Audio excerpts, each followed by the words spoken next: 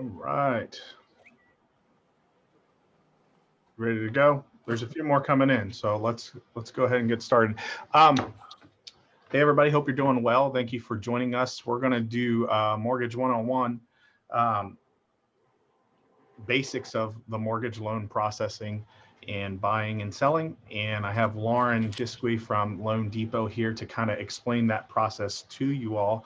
Also some programs and products that they have that are unique to Loan Depot. So I'm going to turn it over to Loren to take it away. Great. Thank you, Nate, very much. A little bit about Loan Depot. We're a 10-year young company based out of California. We are exclusively a mortgage lender. We are not a broker.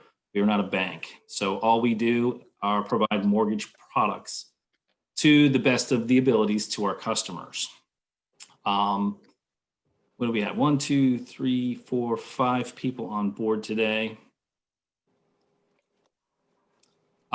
Basically, what I want to go through or sort of explain briefly and then kind of toss this conversation back to all of you is to kind of outline, what I would do for a pre-approval, what's necessary for a pre-approval, go over a few of the primary loan programs that are available to customers out there, and then basically open up the floor to questions that you might have. So you as the agent, my business is to work as a relationship with you as a resource to help gain some respect and clout as it pertains to growing businesses together. You referring an agent or a customer over to me is very that we set off on the right foot and collect the right information that we need from the customer. I don't expect you all to be professionals. That's my job.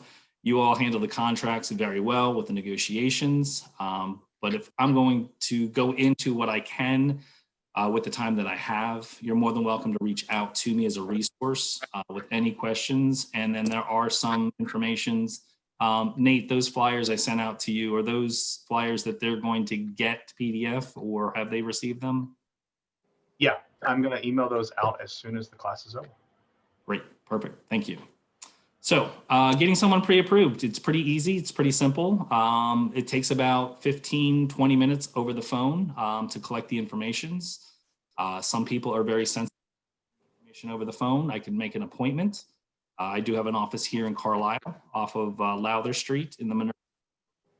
I can set time to come into the Keller Williams offices, albeit Enola there or Carlisle. We also offer a Harrisburg office for people who are doing business on the East Shore. So we do have 2 locations. During the process, we're asking names, full name, date of birth, and social security number for all customers that are going to be on the application. All applicants do not need to be on the phone. So if you have a husband and wife situation, one of them can call in with the information. We need their address. Very important to know where they've lived for the last 2 years. And then we get permission to pull credit. Credit is one of the foundation pieces that basically shows us and tells us where we can take an individual or a couple down the path of mortgage financing. So with that verbal permission, we will pull credit score. We review the credit report with the customer to make sure that what's reporting is proper. This time of year, a lot of people are being tantalized with opening new lines of credit for an extra 20 or 30% off at the register. So any new inquiries could result in further debt that we would have to take account.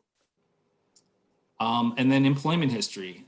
This is probably the second biggest piece of the puzzle. Knowing employment history, borrowers must have a 2-year work history to be able to consider income at a full-time level. You might be new to the business and you might have friends getting out of college yourself and have some friends who are getting into their careers now. Employment history does take into account any college or secondary education that anybody has fulfilled and received a degree for. So if you went to a 4-year college, you've received your bachelor's, and now you're an accountant, and you go into an accounting firm, that's great. That 4-year history of education helps pull together maybe the 1 or 2 months that they're now an accountant. If they did not fulfill a degree, you would have to have a 2-year full work history. Income is very important because that basically goes in hand with the debt to income ratios that we're qualifying the borrowers. And some of this information we'll see in some of the pages that Nate will flash up here shortly. And by all means, Nate, if you're monitoring, if there's any questions at any time, please, raise your hand, signal. I'm not a Zoom professional, so whatever you have. So in the pre-approval process, like I mentioned, the credit is the huge indicator as far as where we can take borrowers. Conventional financing, FHA or government, people who have served our country, who are entitled to their VA obligation on purchasing a home, all basic loan programs that you're going to deal with probably 90% of the time. And then the asset piece, basically customers who coming to me are wanting to buy a house. It's not free. No one's throwing money their way, at least from the lender's perspective. So things like monies they have saved up, gift monies coming from family, a withdrawal from a 401k. These are some legitimate resources and avenues that borrowers can pull assets from to purchase a home. And as a real estate agent, I'm sure you're gathering some basic information on them already. You're kind of trying to develop that common ground with them as far as where they're working. You get an idea of their job environment. Some agents go as far as, identifying and letting borrowers know that buying a house does take some money and that, the lender will be asking some resources. So I would say a good portion of my pre-approvals, people are still saving money. They don't have all the monies in the bank, and that's fine. We don't need to show at time of pre-approval that they have all the money in the bank. We just need to identify where those monies are coming from. So, and that's it. I mean, the pre-approval, we run it through our automated decision engine. It spits out a pre-approval, or maybe you have to tweak it based off of how high or how low they want to go.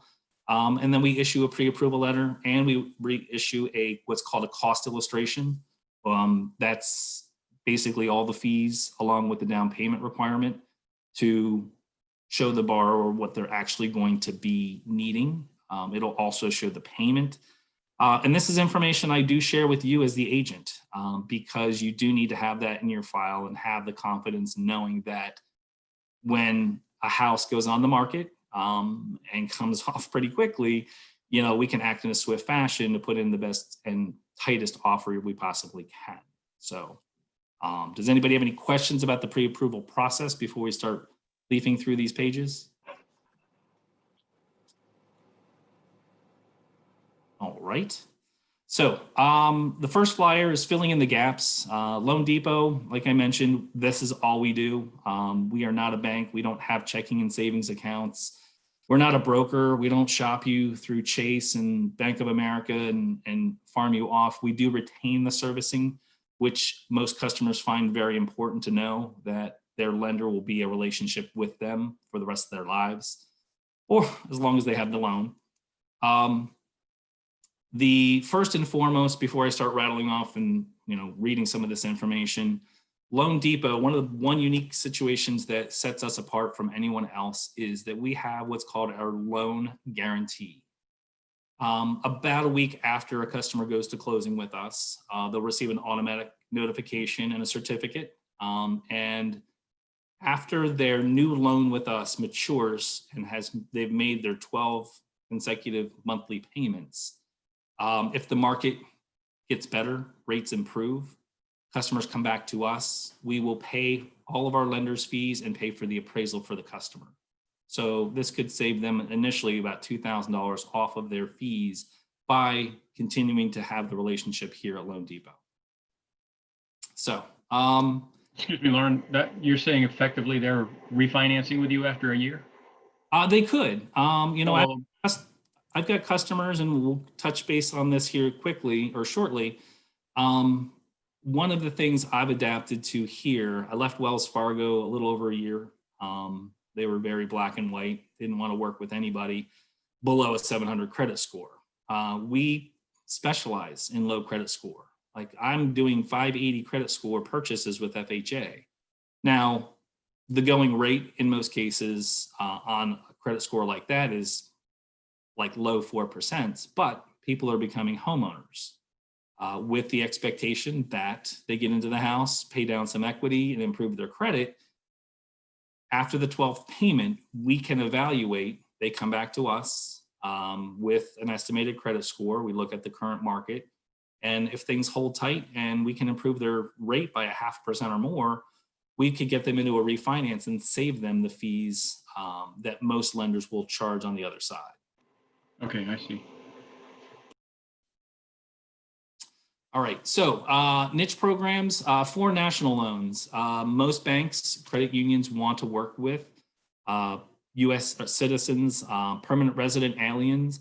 Now we have a lot of people who are in from other countries who have established residency here who do not have any of this stuff. They might have a work visa. They might even have just a worker's permit to be here to work and exist here in the United States. So we have a huge portfolio and acceptance of the foreign nationals to be able to help them achieve conventional financing, FHA financing, even some of the niche products that we offer.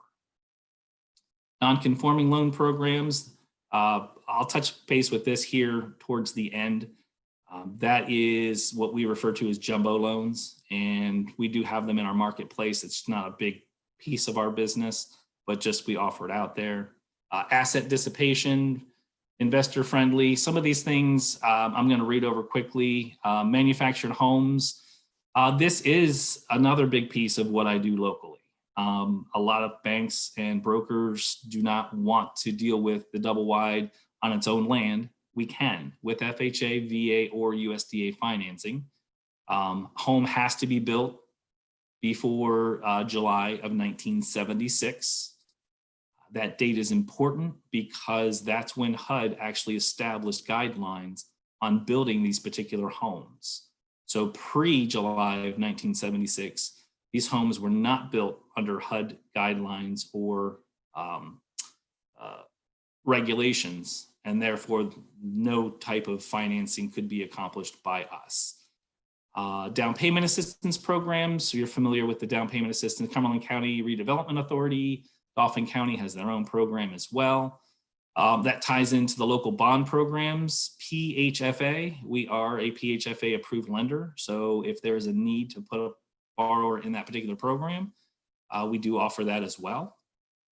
As I touched upon before, FHA and VA are very accommodating here at Loan Depot with low credit scores. People who have had situations in the past and have recovered with their credit. However, they don't see their credit scores improving as greatly as they want to.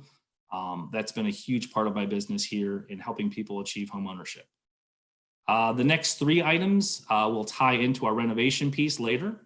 Self-employed financing, self-employed borrowers. I think most of you are going to be touching that spectrum. You're all going to be commissioned salespeople. So a 2-year work history doing the same job and having 2 years worth of tax returns is what we would need to help a self-employed borrower achieve home ownership. There'll be other particulars about that, which we can touch base with at a later time if you do have any particular questions. Last, condo financing.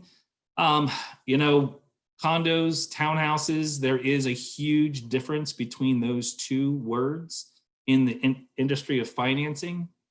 Condominium ownership, a condo could look just like a single family detached house, or it could look like a 2-story townhouse.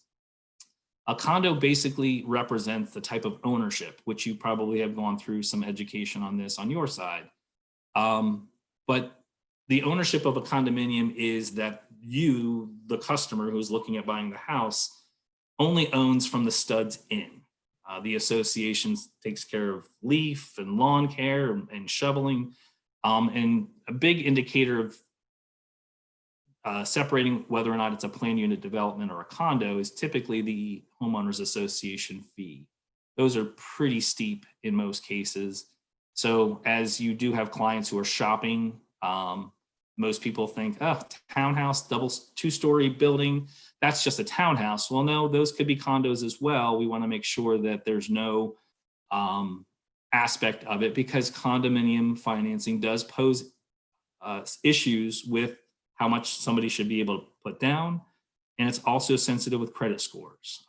We typically want a stronger borrower and have them put a little bit more money down when they're financing a condo. All right, I think, Nate, we're on to the next one. Any questions from this slide here?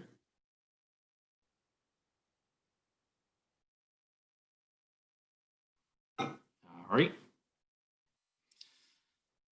This is a good piece of paper to print off and have, whether you have a folder that you've got that you're collecting important information as a resource.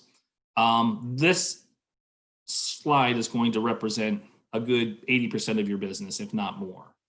These are the four main programs that most people fall into in our particular area here. And this shows you or goes over the highlights of how much can they borrow, credit score requirements, down payments, ratios. We talked about debt to income ratio before. So under the first column here for conventional, until January 1, the current conforming loan limit is $510,400. So what that means is to keep a loan in the conventional realm, that is the maximum loan we can offer them at the beautiful interest rates that you see. At 100 or even $1 above that, you get into what's called jumbo or non-conforming that we talked about before. So again, conventional financing is going to be a bulk of your business. Minimum down payment, 3% for qualified borrowers and properties. 3% allows low to moderate income borrowers the ability to put that amount down. They do not usually need to be first-time home buyers. Most commonly, they'll put 5% or 10, 15, 20, or whatever. But this shows you the minimum requirements. If they're buying a primary residence, the minimum down payment is 5%. An investment property is 20%. And if a borrower is looking at a second home, 10%. FHA, their loan maximum is $331,760. Minimum down payment is just 3.5% across the board. The VA has no loan limit. They could purchase a $750,000 house and does not affect the interest rates. There is zero down payment requirement on VA home loans. A veteran can choose to put more money down if they so desire. That would ultimately affect the funding fee that VA charges. And that, again, is something we can go into more details at a later time. Last is USDA rural housing. Most people hear the USDA, they think food, steaks. They actually have a housing department as well to help keep the development of the rural areas moving along. So this is a program that is income sensitive and property sensitive, meaning USDA has a required income limit for Cumberland County, Harrisburg, and I'll email all of you if Nathan can provide to me everyone's email addresses after this, I can follow up with those details.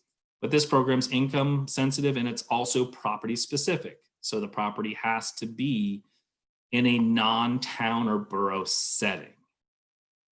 You don't have to be out in the middle of nowhere in Newville or Perry County or wherever.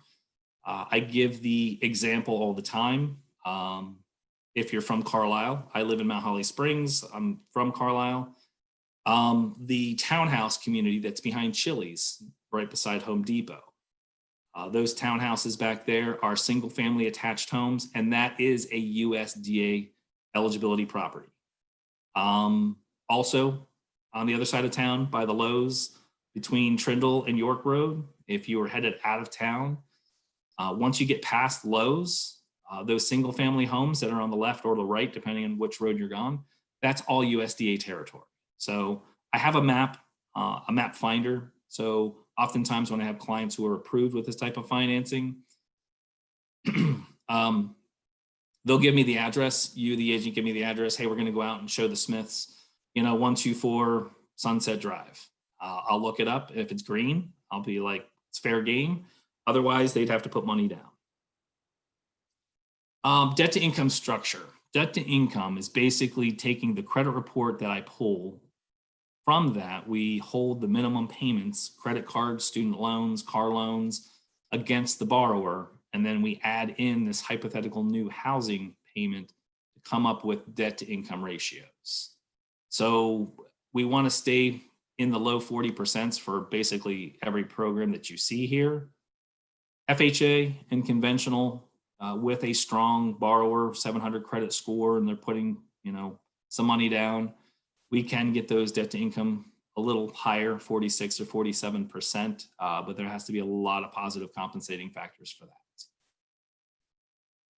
that. Funding fees, this is a percentage used to determine and added to the borrower's loan to basically use these loan programs. The federal government, Ginnie Mae, is basically charging this amount to all the loan applicants and allow that amount to be financed into their closing costs.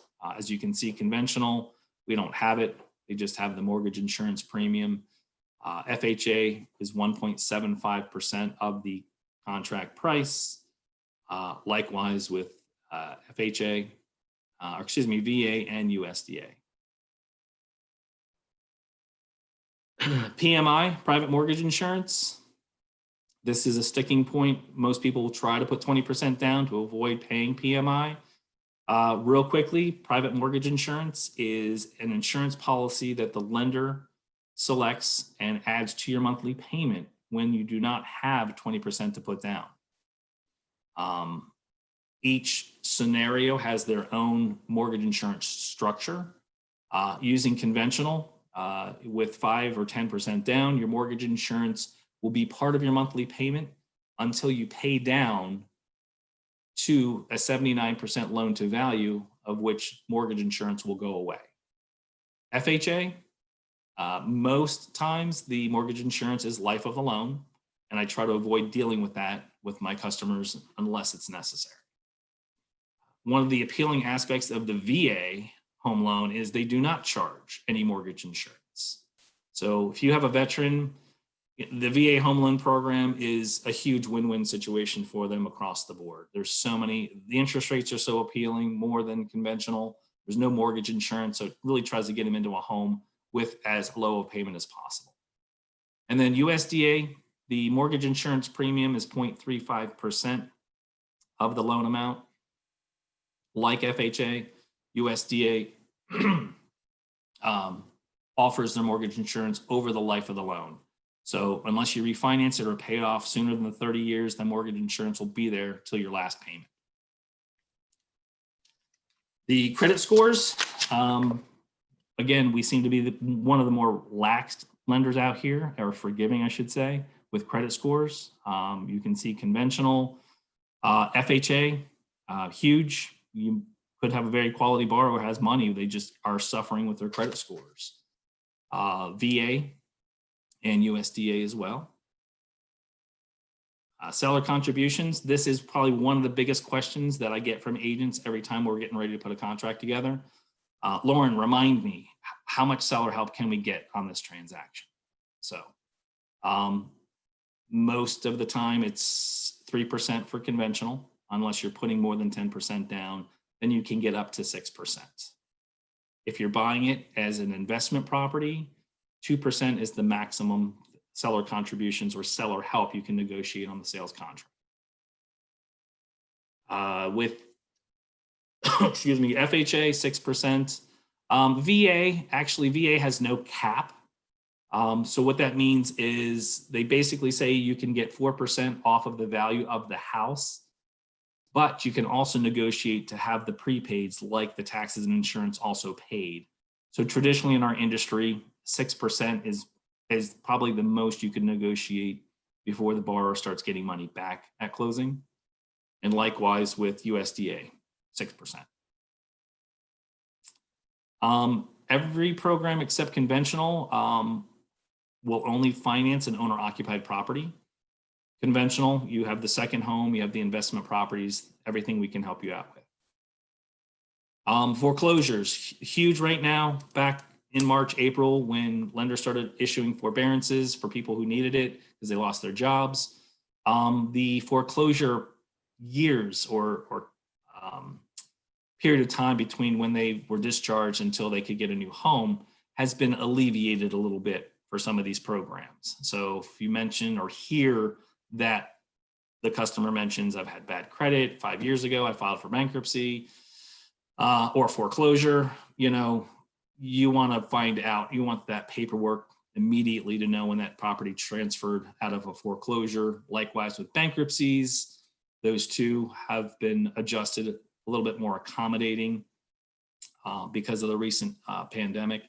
So as you listen to your customer, as you're showing them homes, as you're listening to their needs in the new property, some of these things might spill off their tongue. So if you hear any of these signal words, have them speak to a lender immediately. In these times, what I'm showing you today is what's here today. They could change.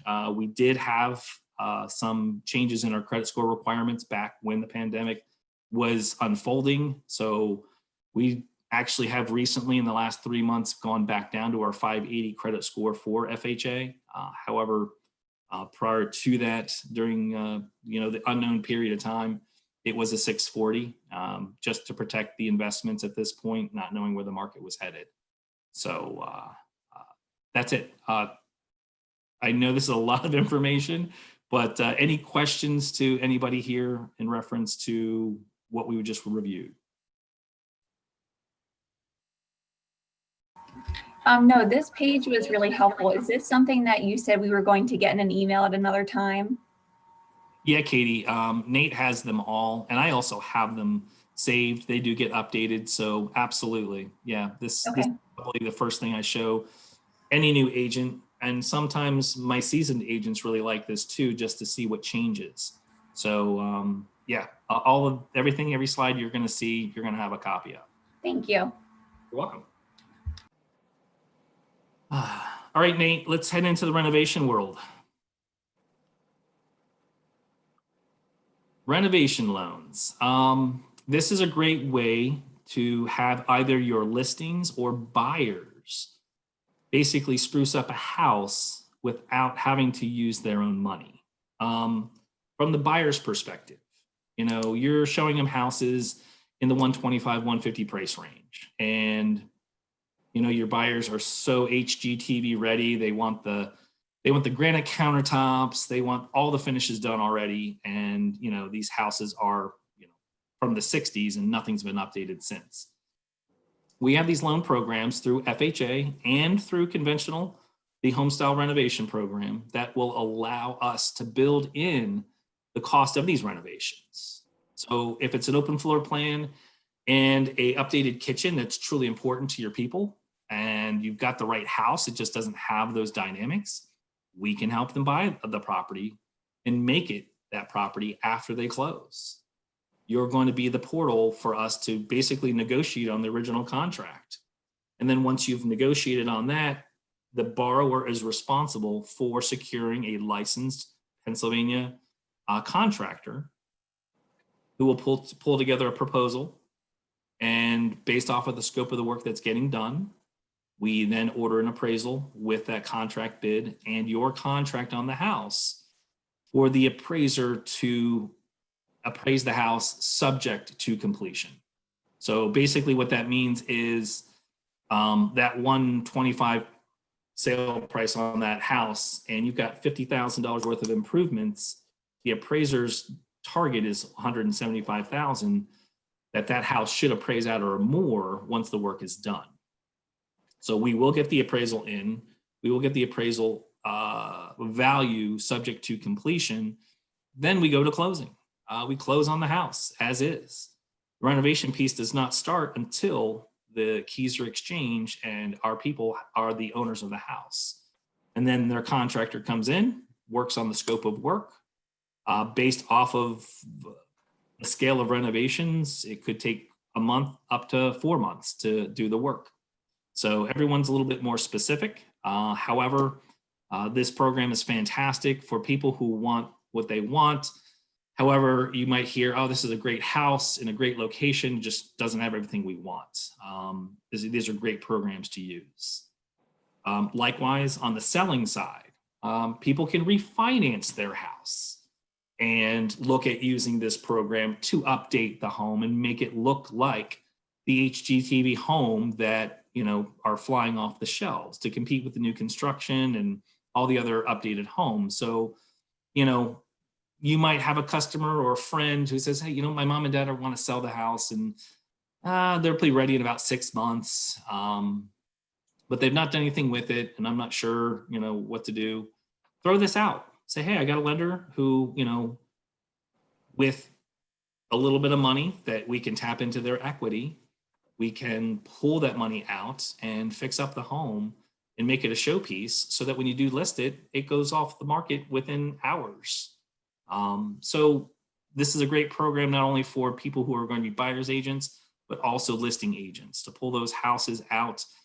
We offer the renovation program for investors. So if you have a beginner investor who wants to, whether they're flipping properties or an investor who wants to start accumulating investment properties, they might see a $75,000 property. I did one in Harrisburg. Oh my God, they had it under contract for $45,000.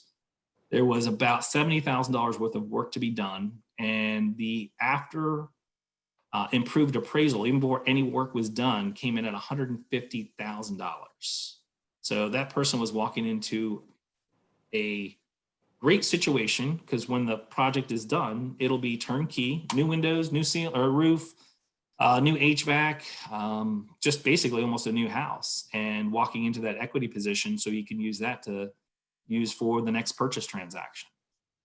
So this, we could talk extensively about renovation, but just wanted to touch base a little bit about how it could be appealing to both buyer and listing agents.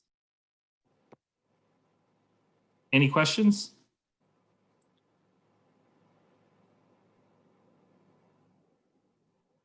All right. This next flyer here also indicates or shows you some financing advantages of doing these programs. You know, anything from owner occupied to an investment property. They can be done on 1 to 4 family unit homes, mixed use, condominiums and co-ops, vacation homes, second homes. So, and again, low down payment options. The person in Harrisburg was going with FHA, so he was only putting 3.5% down. I think he got the full 6% seller help on it, you know, and he was bringing literally half of what he should have been bringing to closing. So it was a great, great, great situation. The only caveat that I will be upfront and honest with renovations is that they do take time to pull together. So this isn't a 30-day rush closing. This isn't a 45-day rush closing.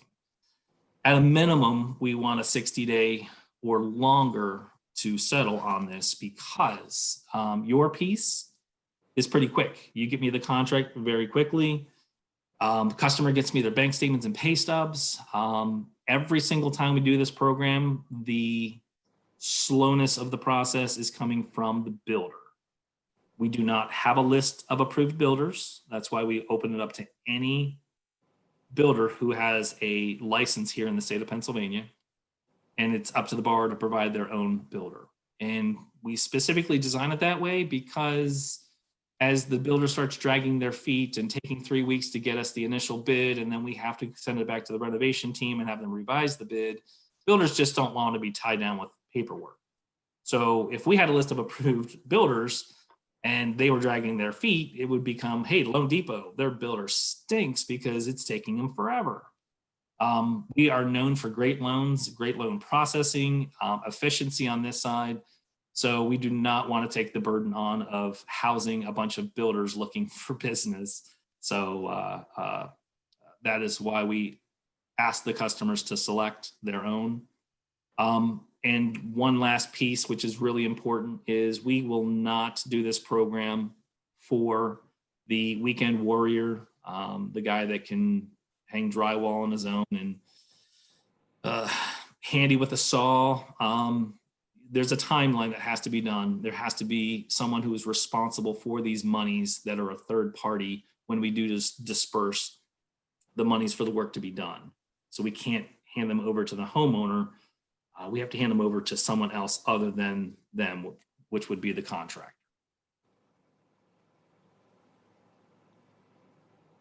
Any questions? All right, this would almost be humanly like top dog common sense stuff that people should do or not do when they're applying for a mortgage. The don'ts list can continue. That's why those 3 green dots are there. There's so much more we could talk about, but these are the top issues or situations. When people are talking and wanting to know more about a mortgage, you guys have enough information to arm yourselves, but have them get pre-approved. Getting pre-approved, credit's been pulled, income's been reviewed, bank statements have been provided. This allows you the confidence of knowing you can put an offer in, and aside from any unexpected situations like loss of job or health issues, that the transaction is going to go along nice and smoothly. Continue to be making payments on everything that they owe, credit cards, rent, electricity. Keeping employed is important. You'd be surprised. I had a buyer who husband had lost his job after 30 years, and week before closing, we did the final verification of employment for him, and we found out 3 weeks ago he was let go. And the wife called the wife up and said, "Do you realize?" "Oh, yes, we do. But you know what? We make all our payments on time anyway, so it shouldn't be a problem." It is. Lending across the board for the programs that we're discussing, regardless of the lender you're going to talk to, is all based off the ability to repay. Show us what you make. We'll use that along with your debt to come up with an amount that these people can afford to buy a house for. Use the same insurance company. Car insurance companies love it when their customers start buying houses, because now they have multi-policies and it's another income stream for them. Credit cards, contrary to what you read on the internet, credit cards are actually very, very helpful in helping people maintain credit integrity. Heavy use of credit cards, though, could impact their credit scores. So using them as they normally do when we pull their credit, I don't advise them to make any large purchases like furniture or replacement windows if they're selling a house and they're going to finance it that way. But using credit cards does help maintain integrity on credit. Contacting me with any questions, and then sharing the mortgage experience with friends and family. That could backfire. A lot of people have gone through the mortgage process, and not every single process has been the same. So Bob might be sharing with his coworkers at Giant that, "Hey, I'm buying a house." "Oh, great. My rate was horrible. Bob had his coworker had a horrible experience because his interest rate was so high and this, that, and the other."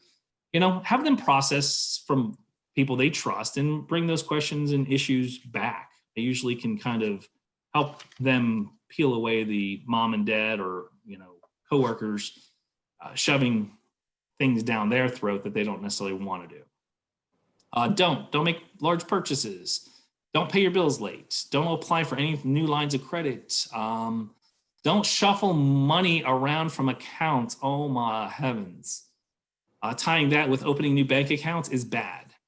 In my world, 2 months of history of their bank accounts is important to start off their file. So if they had a large deposit because they had cash at home and they put it in the bank, cash is not verifiable. We can't use that amount of money in the transaction.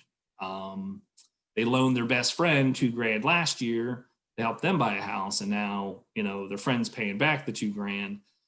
We just want to avoid any type of large transactions.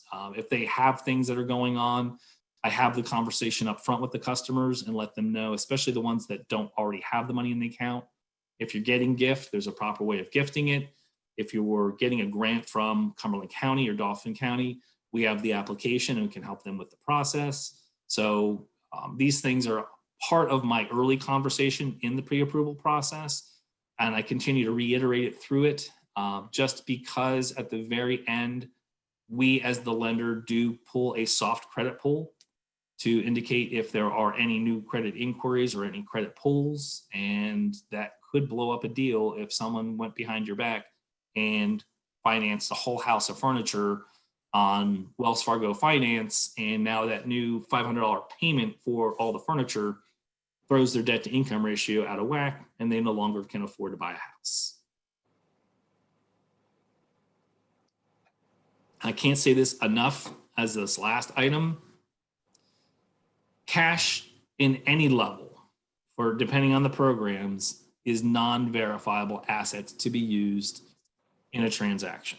So I tell people that who have not trusted the banking system lately and who have kept money at home because of emergencies or shutdowns and things of that nature, who are now back on the horse trying to find a house, they share with me they have X amount of dollars at home. I'm like, that's great. Continue to like save the paychecks in your bank, and anything you would use your debit card for, pull the cash out of your dresser and pay for gas, pay for groceries, pay for childcare, pay whatever you can on the monthly basis so that you can continue to verify and show legitimate sources of where this money is coming.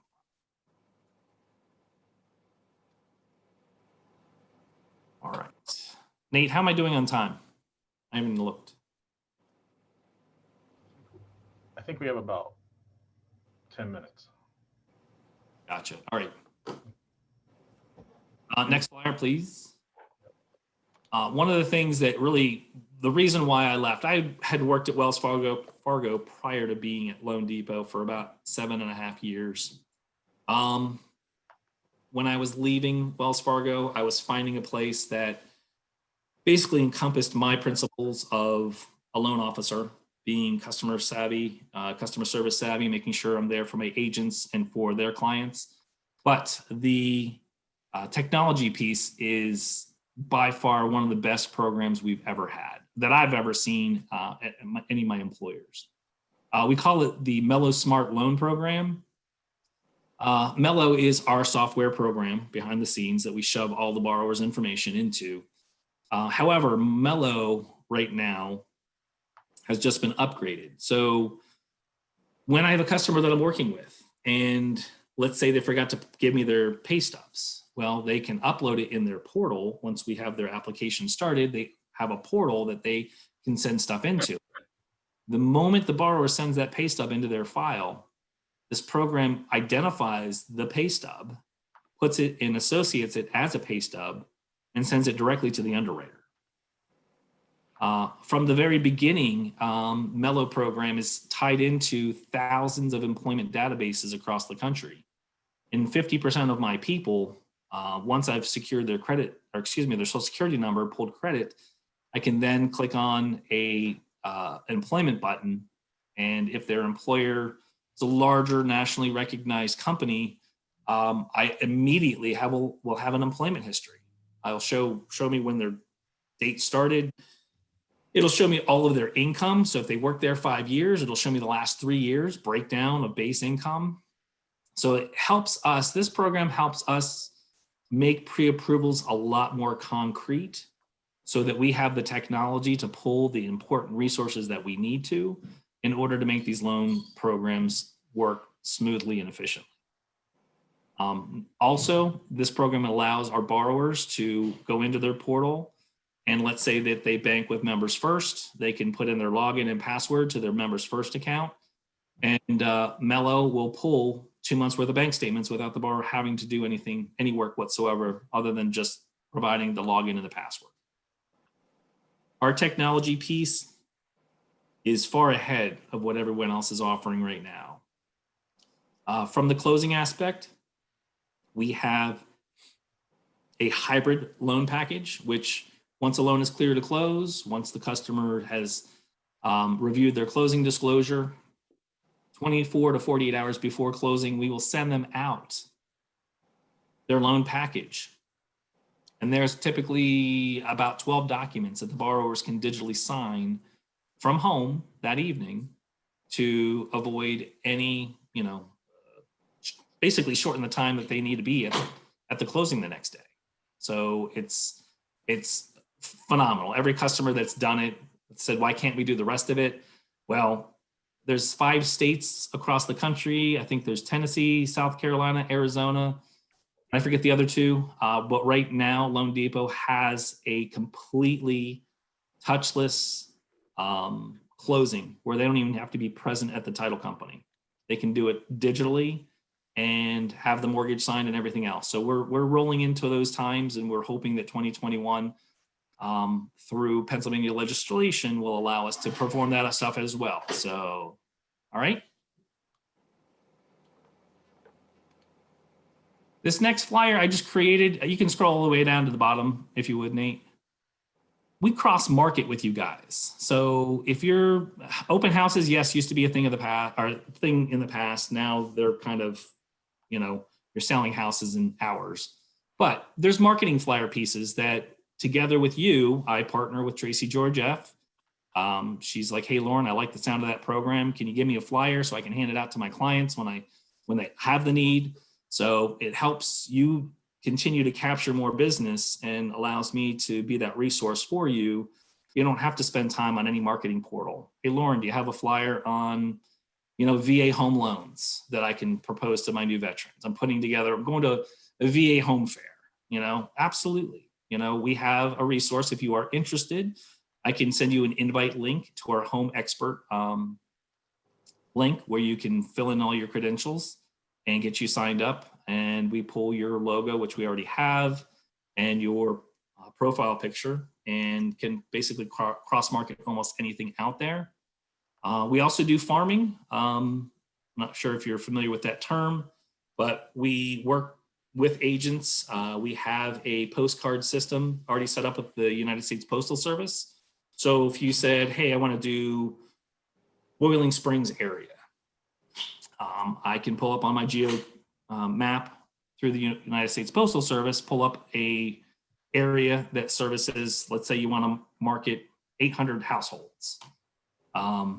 It'll identify those 800 households, all being homeowners, and we can put out a mailer. Address is already pre-filled out. Your information is already put on. Postage is paid for. All we have to do is partner in the investment together. I collect the fee from you, which is typically a credit card, and boom, we can do, a semi-annual flyer out to these neighborhoods to kind of get your name out. Like, hey, I'm starting to sell real estate. I'm part of your community, whatever it is. So that's a great thing that Loan Depot offers here, is the ability to help our referral sources continue to grow their business by offering these marketing pieces to take some time off of your shoulders. All right, and then the last 2 here. I think, Katie, you mentioned the filling in the differences in financing, that second flyer. Right there, Nate's perfect. So every year, conventional financing, Fannie Mae or Freddie Mac, increases the loan limits in the area or across the country. So effective January 1st, from that second flyer that says differences in financing, that first column listed all the maximum loan amounts. That will change. So with conventional financing, we're going to get a good shot in the arm and increase the amount that they can borrow by $38,000. And then FHA is the last one, and we're going to get a nice shot in the arm with that as well to increase the amount that the borrower can finance through FHA. I don't have that to memory yet. Nate's getting there. The last flyer. Oh, got it. There we go. So going up to $356,362. Awesome. So, just to put it out there, I've built my reputation over the last 17 years of being a resource. So I've won business by agents who, when we used to be able to walk through the halls of real estate offices pre-COVID, I would have agents saying, "Hey, Loren, I got a listing. This lender's telling me this. Is this true?" And being able to understand the financial world, because a lot of what you're going to find is customers who will find their own lender, online bank, whatever the case may be, and these people will lie, steal, and cheat whatever they can to get the business. I'm part of your community. I've got a lot in stake for the last 17 years, so I do my homework, especially when there's a question I don't know or can't answer successfully for you, but get back to you as quickly as I can once I get the answer. So please use me as a resource. Bounce anything off of me. I might not be part of every transaction, but at least if you're thinking of me, at some point your business starts gearing up and we can start doing business together. Awesome. Thanks, Loren. Anybody has any questions? Now is the time. Okay. Don't email me, text Don't be shy. Yeah. Don't be shy. What I'm going to do, I'll email out those flyers to everybody, and I will also email out a recording of this. So if you want to go back to reference the conversation, you can do so, of course. And I'll also have Lauren's contact information in the email as well. Thank you very much. Thank you. Thank I you. appreciate your time. I know it's a trying time. How are you all making out? Are you all, like Katie, are you a brand new agent, or how much experience do you have? So I've been an agent for about 4 years, but have been doing this part-time until recently. So Okay. now this is my full-time business. So now I'm diving into more learning aspects and ramping up my business. Okay, great. Andrew, how long have you been? I've had my license for about 1.5 years or so. I lost my full-time job at the beginning of this year, so I just joined a team here recently. So I'm fairly new at doing it full-time, but hoping to start getting it picked up a little bit more. But Good. Well, I wish you all the success, because that's kind of how I got in the mortgage world. I was, working in the trucking industry, actually, Consolidated Freightways, and we were expecting our first child, and been there 2 years. And right after, month after we found out we were expecting our first child, I lost my job. And it was 1.5 years of unemployment, working odd jobs, and someone set me up in the industry. And, it took me a good 2 years to get my foundation built up. But there's plenty of need for great agents to, fill a lot of great spots out here in this area. Are you both working in the Enola office or the Carlisle office? I'm in the Enola. Okay. Yeah, I'm out of Enola as well. I live in Boiling Springs, so I'm pretty close to Carlisle, but I mainly work out of Enola. Gotcha. So, all right, perfect. Yeah, like I said, please text me, questions, you're going to get fed informations from other lenders. And if I can help decipher and help you all understand things a little bit better, then I've done my job. So if there's a time where you feel like in the springtime, you want to do something that, like a virtual workshop like this, I've done numerous of those things. We have plenty of marketing pieces to work on. Last February was our last big event in person. We did a renovation seminar, which really gave us a huge shot in the arm with a lot of the agents who went out and just started, blowing up Central PA with the program, either on the listing side or the buyer side. So if there's anything that's part of your marketing strategy that I could potentially help you with, please reach out to me. Nate knows I'm pretty accessible, and working with several agents both in the Enola and the Carlisle office at this point. So please let me be your resource. Thank you. All right. Thank you. All right. Thank you all. Thank you all. Have a great day. Thank you. Thanks. Bye. Thanks.